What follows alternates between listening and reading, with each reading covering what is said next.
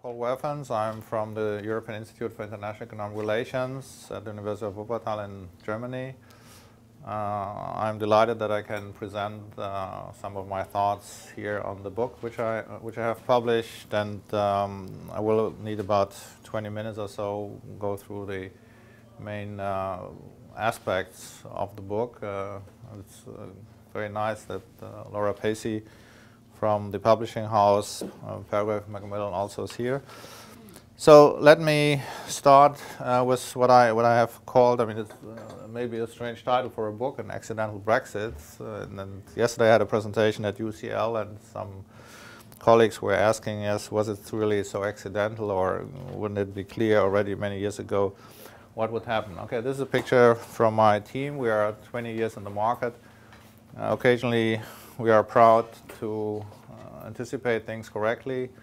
So for instance, after the banking crisis, I wrote a book where the conclusion was, okay, after the banking crisis there will be a euro crisis, and the book was published early 2009.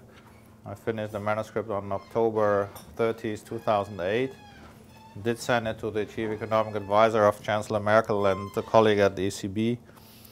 And in this case, we were 18 months ahead of the euro crisis in a certain way. Yeah, these are some of the topics we are covering at the Research Institute. You can go on our website and you can see more.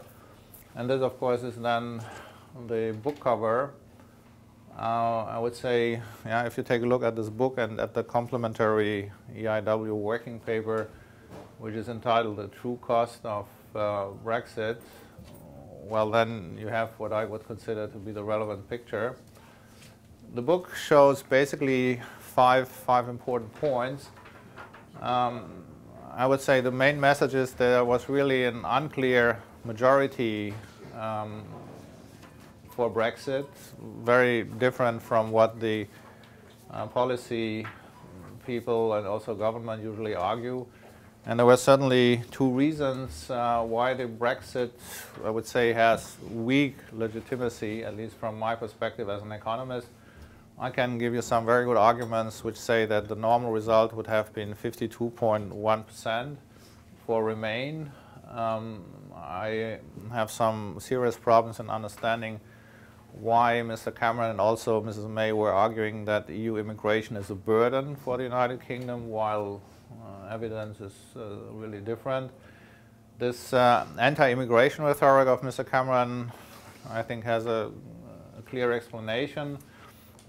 Occasionally I had to ask, of course, my British colleagues, because I found it sometimes difficult to understand the true dynamics underlying the political run-up to the referendum. And I think one can show that there is more or less a link between the banking crisis and Brexit.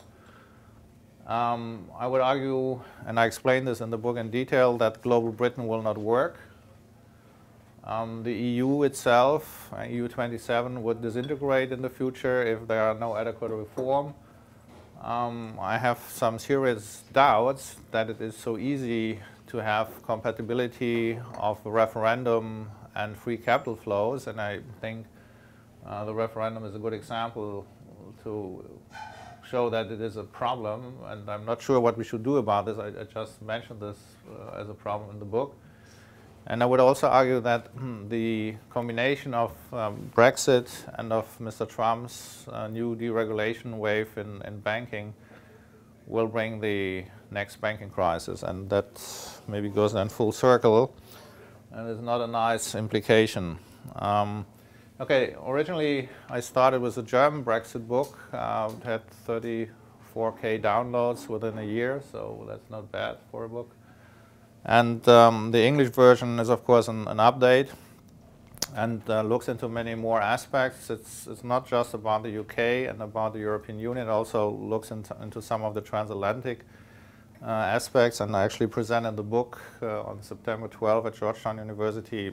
There, of course, emphasizing more of the transatlantic aspects. Okay, what is a referendum? We would say, okay, it's the highest expression of democracy. You would expect that government organizes this in a very standard professional way, certainly in the United Kingdom, and then you have a result.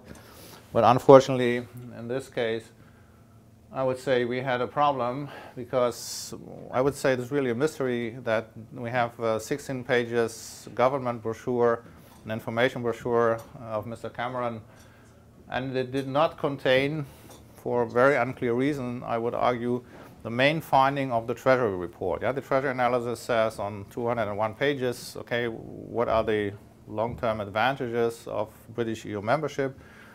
Or in a mirror, you know, what is the disadvantage of Brexit? And the argument was, okay, it's a loss of 10% of income. If there is Brexit, there is a 6% output loss because of reduced future market access of British exporters to EU27 EU single market. And there is an additional 4% kind of a hypothetical loss, because the argument of Mr. Cameron was, or of the Treasury analysis, that Mr. Cameron at the beginning of 2016 had these negotiations with the European Union. Basically, the European Union said, okay, we can promise that we will deepen the EU single market very much in the field of services, digital services, electricity markets, and so on, just all fields where the UK has a lot of comparative advantages. And the strange thing is that the Treasury analysis was published a week after the government mailed to all households in England the 16 pages brochure. It was mailed to the other parts of the country on May 9th, because the other parts had some local or regional elections, and government obviously wanted not to confuse people.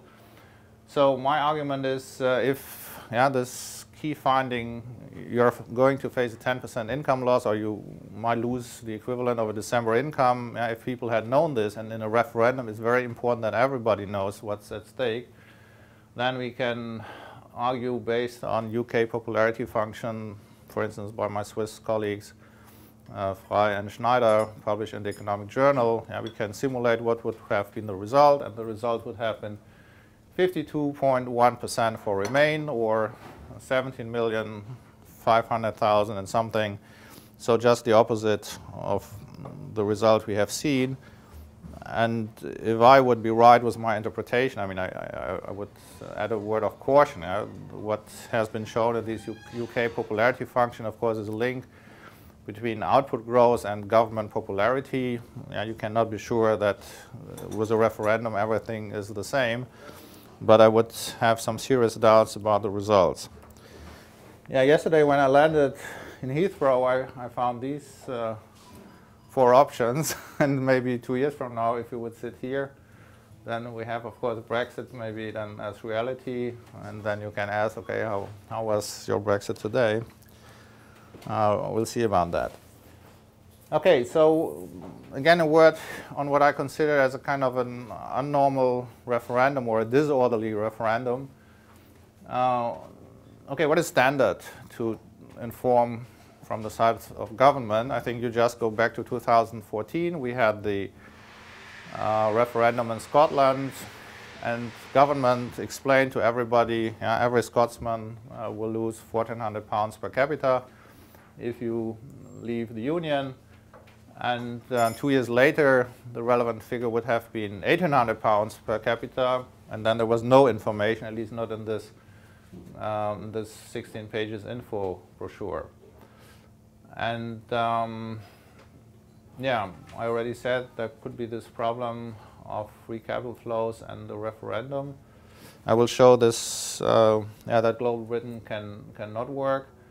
And what is the link between Brexit, banking deregulation, and the next banking crisis? I think it's very easy to understand. If, let's say, most economists and forecasts are correct, we will experience in the United Kingdom a kind of a long-term, medium and long-term reduction of output growth. What will this government do? They will reduce the tax rates, and they will adopt a new wave of banking deregulation, because this could help then to increase economic growth. And the pressure will be all the stronger the less global Britain is working. And if you combine then UK deregulation and what Mr. Trump already is doing in the United States, US banking deregulation, then the pressure will be so big on EU 27 countries to also adopt looser regulation in banking that this is a recipe, I would say, for the next banking crisis. And I can only go back to what Gideon Rachman said about a year ago in the Financial Times. He was arguing that this financial crisis, the banking crisis, is so dangerous for the West and the Western elites because a lot of credibility of policymakers, business people, was lost in this crisis.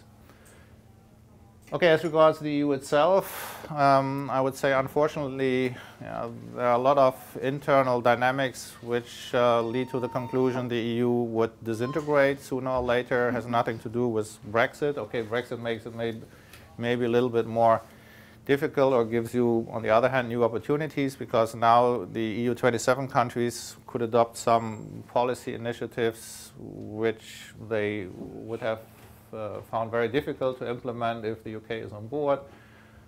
And and then what I also find, I must say, very important is, and this is the link between the banking crisis and the immigration issue, is to basically explain that Cameron's rhetoric, as I understand it, was really looking for a scapegoat for reforms that were necessary in the field of budget policy after the banking crisis. So after the banking crisis, you would see enormously increasing deficits, also here in this country.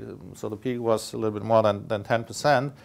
And what Cameron's government did then, they put an enormous burden then on local communities, on the local authorities, because Cameron has cut the government transfers, and this is what you see here basically, within 5 years by 3.5% of GDP.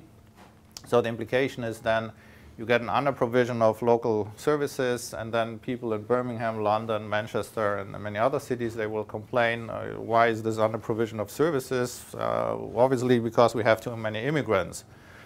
And I find this a very strange situation that this type of scapegoat game can be played. Okay, we have maybe also as part of the anti-immigration debate the problem with the refugee wave, particularly in Germany and here in this country. Nigel Farage, I was showing these big posters with the refugees. So on the other hand, I must say that I find it disturbing that there is a kind of a continuity between the Cameron government anti-immigration rhetoric and also Mrs. May's position, because the situation is such that, okay, Mrs. May has been the Home Secretary, as she was responsible then for immigration issues, and now in the white paper she has the same type of rhetoric as we will see in a second. Okay, who is to blame? Of course, Mr. Cameron, I would say, to some extent. And where is the exit of all these inconsistencies? In the book I was arguing, if there's not a second referendum, we will never know what a majority of well-informed British voters would have decided. Now Mrs. May has this famous sentence, Brexit means Brexit and we will make a success of it. I have two question marks here. So the first is it really true that Brexit means Brexit if the referendum result was not so clear based on an orderly referendum, which I imagine?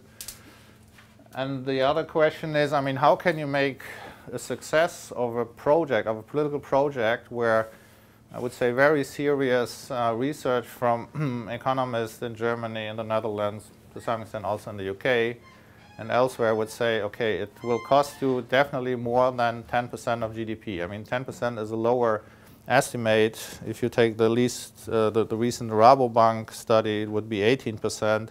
Our own estimate is close to 16%. Yeah, so how about the EU immigration burden story? And you find the burden story, as I said, also in the white paper of Ms. May from February.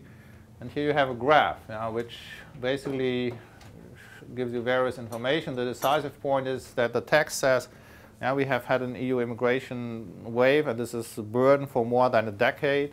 Okay, the last 2 years you see a lot of, indeed, EU immigration, but the decisive point I would emphasize is that over a decade, the main burden, if there was any, was from non-EU immigrants. So why is it a kind of a political logic that if the main burden is from non-EU immigrants, the solution to the problem is to leave the EU?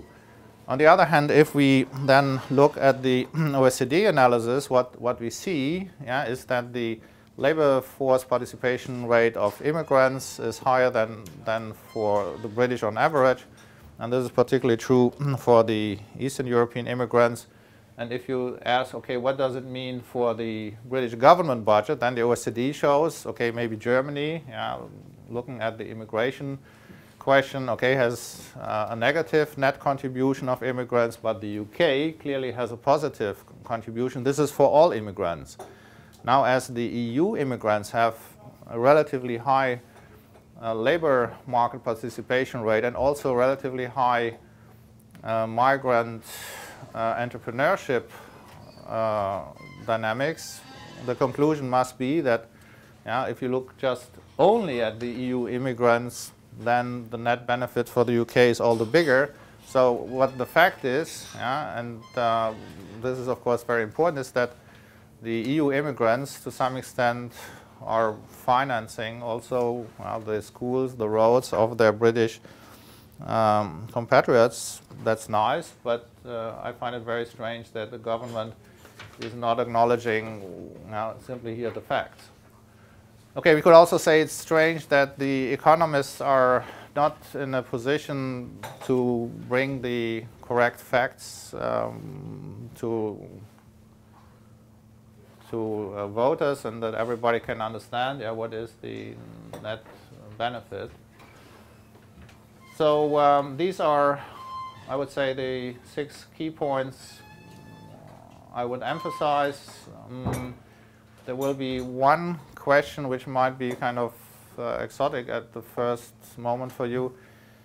And there's the question now, what is voting behavior at European elections? And what the Forschungsgruppe Wahlen, which is an expert group looking into voting behavior, shows is that people in Germany have no idea what are the relevant policy fields when there are European elections. You can ask them, okay, what are the relevant fields when we have national elections, and they will tell you, yes, it's all about social security, taxation, foreign policy, and so on, while if you ask them about Europe, it's very different.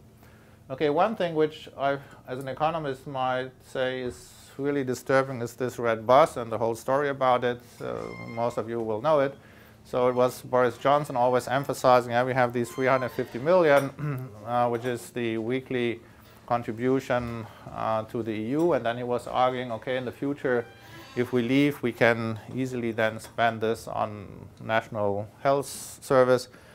Now that sounds like a good equation, but again, it's fake news, and this red bus was circulating in the country, just everywhere. There was no blue bus from the Commission, which would explain maybe what the facts are. And it's of course also explained in the book then that any EU government would replace the current EU contribution to regions, cities, universities here in the UK from the national budget. And this means, of course, you can talk only about the net contribution, which could be invested in the National Health Service, which is less than half of the 350 million. And this is not a small difference. And there was actually Sir David Norgrove, who wrote this nice public letter to Boris Johnson, an open letter. You find it on the website of the UK Statistics Authority, and basically says, now you should not confuse gross payment and net payment. This was just my point. And it was summarized, it is a clear misuse of official statistics, because Boris Johnson had not only explained all this in the campaign, this fantastic equation of 350 million per week, but he had repeated it in a contribution to the Daily Telegraph. And so this is very unusual that the head of a national statistical office would write such a letter. I would have thought normally either Mr. Norgrove is soon about to retire or Boris Johnson, but nothing happened. And this again is also an interesting question. Yeah, so I think there was this really clear misinformation. Okay, Boris Johnson is this kind of a Teflon politician. Maybe he can say whatever he wants and nobody cares. There was no, how should I say, no enlightenment, no active information policy on this topic. Yeah, everybody in Brussels knew this is wrong, yeah, but nobody would have somehow the idea I should explain this is not the correct figure. Of course, the Commission didn't want to interfere here in this referendum campaign. There are some other interesting letters, not just from Mr. Norgrove. This is from Heaton Harris, this nice letter to all the British universities asking to identify the professors teaching about Brexit. I mean, what type of McCarthyism as an idea is this, to write such a letter to the deans of the universities? I find this, of course, very strange. Okay, the losses, how big will they be? I would say that serious analysis suggests there will be big losses, but they are distributed over time. So it's about 15 to 20 years. It's not that if we have Brexit in 2019, then all of a sudden you will get a big recession. Okay, the colleagues from the Dutch Rabobank in their recent study, they were more skeptical. They said, okay, there will be altogether an 18% loss of income in the sense that the output growth rate is then reduced once you have Brexit, and if you accumulate this over time, this is then equivalent to an 18% output loss, looking, let's say, at the GDP of 2016. But it will be a reduced growth rate. It's not that output all of a sudden falls very much. Okay, the Rabobank study says there will be a 2-year recession in the UK. I would say this is an overstatement because we should not forget that there is the US stock market dynamics, there is global economic growth, and therefore you can do many crazy things in Germany, in the UK or somewhere else, and still you will not have a recession. And do not forget that in the Eurozone or in the EU27 countries, there is a lot of economic growth which is higher than in the UK, so that also prevents this country to fall into recession. But that there is going to that there will be a big economic loss altogether, that seems to be, I think, absolutely clear. And our calculations coming up with minus 16% even assume that there will be a free trade agreement between the US and the UK, which brings 2% output growth for the UK, and there will be the removal of all the agricultural import tariffs to zero. Patrick Minford said, okay, this will bring big benefits. Okay, we'll bring 1% of GDP, and nevertheless you will have 16%. So you must have wonderful non-economic arguments then, that you still would have a big majority in favor of Brexit, and that you can make a big success of it. So it seems now that I would say the economic equation is coming too late. People find this difficult to understand. I mean, they will get second thoughts once they see, okay, the inflation rate now is already 3% instead of 1%. There will be the same experience, I would say, next year. Next year, I think, will be quite dramatic. You will have enormous volatility in financial markets in the second half of the year. And it's also wonderful to hear and to read on the bus. Then you will have sovereignty again, and you can then enjoy the full power. You are not any longer dependent on the bureaucrats in Brussels, but I think this is nonsense. If you consider that, for instance, if you have a 15% devaluation of the pound already, and there will be another roughly 15% devaluation, in real terms altogether maybe 20 to 25%, this implies that foreign investors can acquire British firms, a higher share of the British capital stock at a discount price. So at the moment you have 17% foreign ownership of the UK capital stock. I would think that in 2030 you will have more than 30%, maybe even 40% ownership of foreigners. Okay, you can say I have more political power, have a higher autonomy, but in terms of economic dependence, you will be much more dependent on American, Chinese, EU27, or whatever foreign investors. This problem with this potential next banking crisis can only be avoided if there would be joint regulation of UK banks and EU27 banks. So far, this is nothing which is even on the table of negotiations in Brussels. Okay, they have to talk about exit first and then about the rest. But this is not something which has so far been discussed. I'm trying to, get a discussion started about this. So a few figures at the end, and I will explain why global Britain will not work.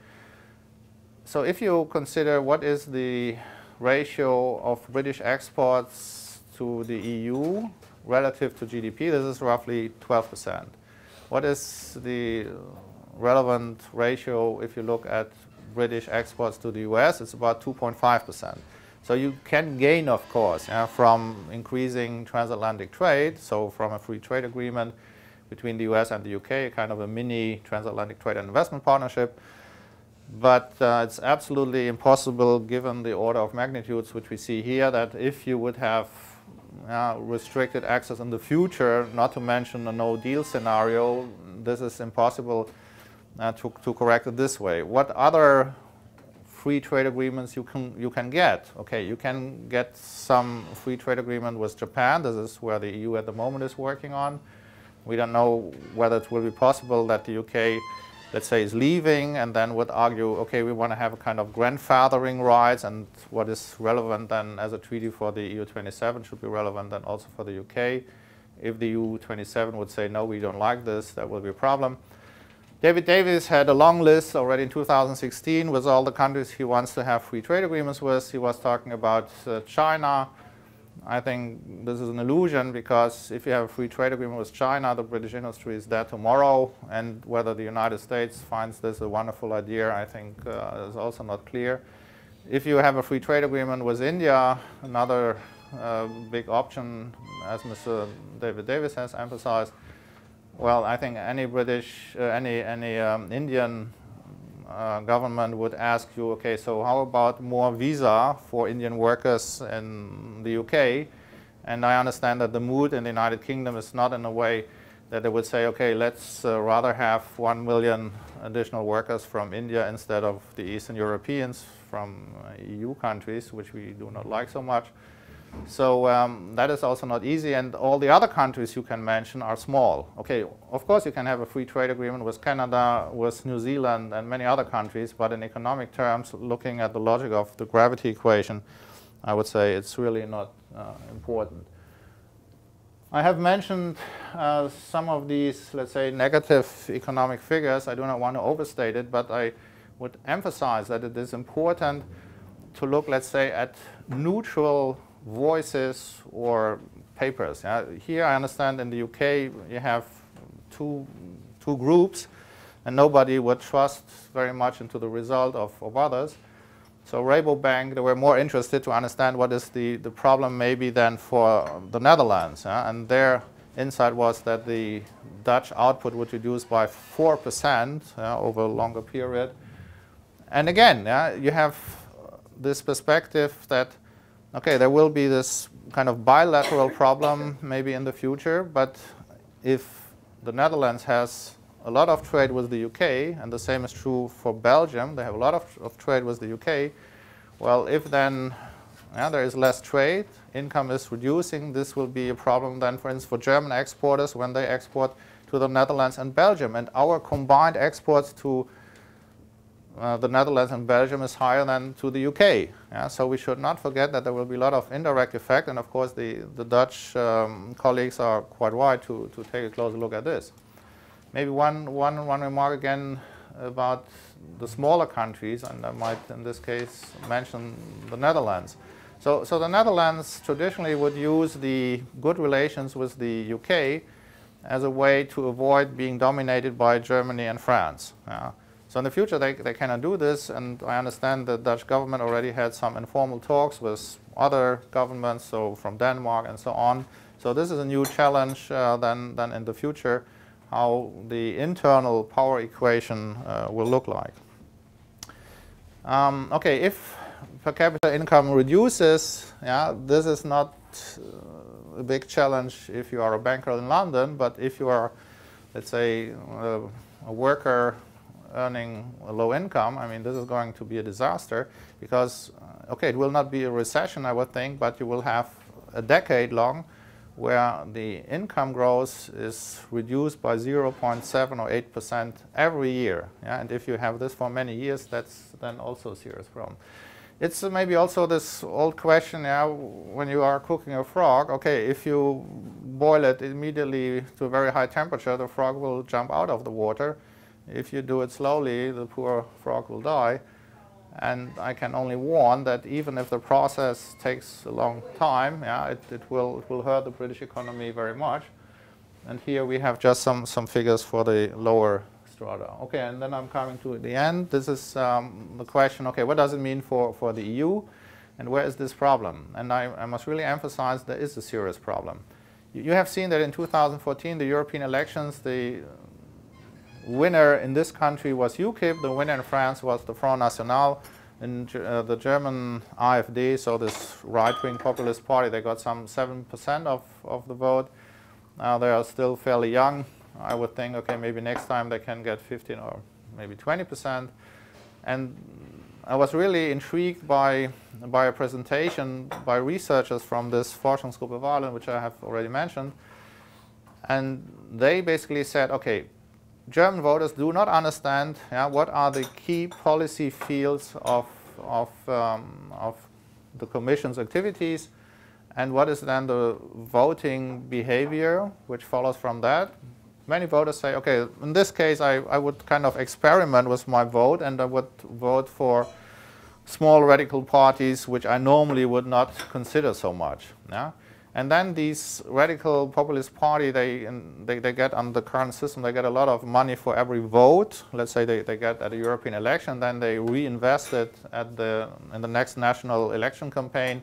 We see this right-wing networking in Europe. So I'm deeply worried about this. And the answer, the rational answer in the sense of which institutional reforms are necessary cannot be what the Germans always emphasize, the principle of subsidiarity and do not shift too much power to Brussels. Of course, in Brussels there are a lot of crazy things. We have over-regulation of the real economy. I would say no doubt about this. But for instance, we can have a higher expenditure in Brussels in the field of infrastructure, defense, maybe the first 6 months of unemployment rate, and then we would have expenditure relative to GDP, which would not be 1%, but maybe 4 or 5%, which would be still just 1/2 of what it is in Washington, D.C. for the case of the U.S. The immigration issue will remain on the agenda. It would take too much time to look much into this. I just would emphasize that in the UK, in Germany, and in many other countries, there's a lot of fear of this Muslim immigration. And of course, there is maybe a dangerous equation if you have high youth unemployment rates like in France or in Belgium, and then you have Islamistic forces, preachers on the internet and so on. And I've always emphasized we the Western countries, we are responsible to translate Karl Popper's Logic of Scientific Discovery. It's a very old book which explains what is the difference between religion and science. Okay, this is one thing where I again would say, I haven't seen much coverage here in the newspapers. This is just the revision of the Office of Budget Responsibility. So this is spring versus November this year, and you already see it's going down. What is really interesting, if you take a look at the forecast of November 2015, and then you compare with the November 2017, the implication you can calculate is that the OBR figures imply that between 2016 and 2020, there is already more than 4% real GDP loss, which then is related to what? I would say, to Brexit, maybe to some other events, but yeah, so the first 4 or 5% already are lost, and more is to come. Okay, the equation, I think, which maybe is more decisive than all the economic analysis, which I might emphasize, is now the domestic contradictions which you see in this country. So looks very strange what we hear at the moment, yeah, that there should be kind of a regulation, EU-like regulation in Northern Ireland, because there's this Irish border regime question, and then, okay, Scotland says, okay, we want to have the same thing, and the mayor of London says, okay, what a wonderful idea is this. I think we will see in 2018, when things will become very dramatic, what is really at stake. I have one last critical remark, and I hope I'm not unfair. I'm a great admirer of BBC news coverage and all this, but I find that BBC has maybe a strange role. What they do is they give, I would say, kind of an equal coverage, or what they did, yeah, they gave an equal coverage to the Leave group and the Remain group, and they think, okay, this of course is fair journalism. I would say that's very strange, yeah, because the Leave group is basically suggesting a lot of economic nonsense. I mean, it's, I would say, Johnson's economic lies, all kind of real economic nonsense. And of course, you might say, as a TV company, public TV company, okay, we should just give everybody a voice. But then my next question is, where is the journalist who says, okay, why don't we now reflect on this and maybe invite some economic commentators, maybe not from Germany, but maybe from Switzerland, from Norway? What would outsiders or maybe American economists say to this? And I would argue it's a big contradiction that BBC now offers students, oh, we can help you to find out about fake news. Yeah? And when they are supposed to explain what type of economic nonsense is basically presented by a lot of influential people, they haven't done a job which I consider as adequate. Okay, the economic experts, to be fair, yeah, to some extent, of course, are contradictory. Patrick Minford tells a very special story. On the other hand, I must say, when Michael Gove was asked in an interview, can you name a British economist who is in favor of Brexit? He couldn't give a name, and he added, and the public is fed up with the view of all these experts. Unfortunately, I must say, experts still are very important. When I'm boarding a plane, I can only hope that this plane was not built by Boris Johnson, but by, in this case, experts from the aviation industry. And we should not assume that there can be something like a free lunch when we look at Brexit. So I have more, and you can take a look at it if you're interested. So there's a table which explains exactly why there will be a 16% economic income loss from Brexit. I would say the lower estimate would be something like 10 or 12%. Anything below this would be economic science fiction, and I do not believe in economic science fiction. Thank you.